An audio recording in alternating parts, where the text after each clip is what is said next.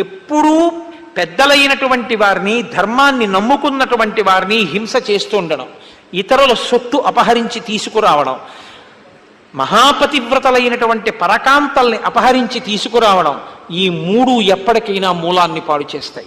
ఈ మూడు చెయ్యడమే పనిగా మీ నాన్న పెట్టుకుని ఉన్నాడు.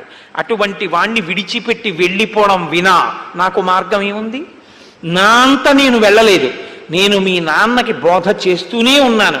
వద్దు అన్నా, ఈ పని చెయ్యవద్దు చెయ్యవద్దు అని చెప్పాను.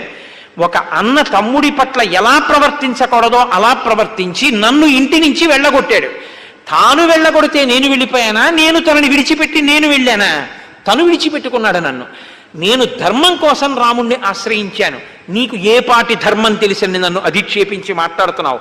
పెద్దలైనటువంటి వారి ప్రవర్తన తెలియని వాడు పెద్దల్ని అధిక్షేపించి మాట్లాడడం ఆయుర్దాయం నశించిపోవడానికి హేతు అవుతుంది. నీకు